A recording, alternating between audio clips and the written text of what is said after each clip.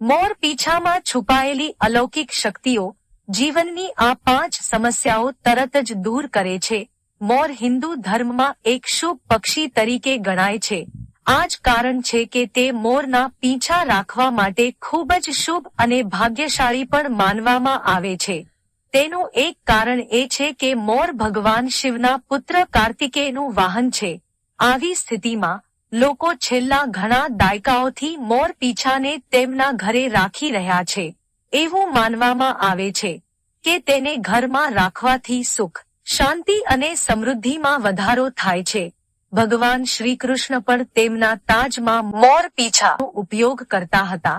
તે જ સમયે ઘણા ઋષિ મુનિઓના આશ્રમમાં મોર હરતા ફરતા હતા.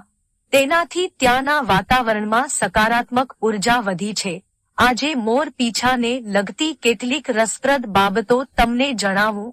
જો તમારા ઘરમાં નકારાત્મક ઉર્જા છે તો આ મોર પીંછા તમારા માટે ફાયદાકારક છે. મોર પીંછા ઘરની નકારાત્મક ઉર્જાને નષ્ટ કરવાનું કામ કરે છે. તેને હંમેશા ઘરની અંદર રાખવાથી સકારાત્મક ઉર્જા મળે છે. મનમાં સારા વિચારો આવે છે.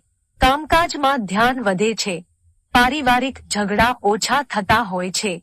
તેને ઘરે રાખવાથી ઠંડી અને સરસ વાતાવરણ રહે છે. 2. મોર સનાતન ધર્મમાં લક્ષ્મી, સંપત્તિની દેવી અને શિક્ષણની દેવી સરસ્વતી સાથે પણ સંકળાયેલ છે.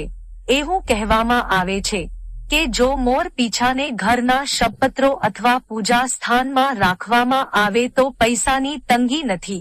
તે જ સમયે આ મોર પીંછાને પુસ્તકની મધ્યમાં અથવા અભ્યાસના ટેબલ પર રાખવાથી મન ઝડપથી અભ્યાસમાં લાગી જાય છે. માતા સરસ્વતીની કૃપા તમારા પર ટકી છે. 3. મોર પણ શુભ પ્રતીક છે. હિન્દુ ધર્મમાં તે શુભ સંકેતો સાથે સંકળાયેલું છે.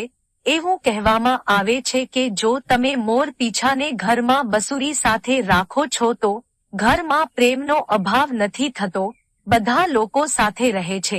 જો તમે મુસાફરી પર ક્યાંક જતા હોવ તો પણ મોર પીંછાને તમારી સાથે લઈને જાઓ. પ્રવાસ સફળ થાય છે. 4. હિન્દુ ધર્મમાં પણ વાસ્તુને ખૂબ મહત્વ આપવામાં આવે છે. એવું કહેવામાં આવે છે કે જો ઘરમાં વાસ્તુ દોષ થાય છે તો ગરીબી, વિક્ષેપ અને નકારાત્મક ઉર્જા ઘરમાં સ્થાન બનાવે છે. આ સ્થિતિમાં મોર પીંછાનો ઉપયોગ ફાયદાકારક છે. તે ઘરની વાસ્તુ ખામીને દૂર કરવા માટે પણ જાણીતું છે. જો તમારા ઘરમાં કોઈ વાસ્તુ ખામી હોય તો તે મોર પીંછા રાખીને દૂર કરવામાં આવે છે. 5. મોર પીંછાને પૂજા સ્થળે મૂકીને તેની પૂજાઅર્ચના કરવાથી ઘરની પ્રગતિ થાય છે. જો ઘરમાં કૃષ્ણજી અથવા બાલ ગોપાલની મૂર્તિ હોય તો તેના તાજમાં મોર પીંછા મૂકી શકાય છે. આનાથી તમને ફાયદો થશે.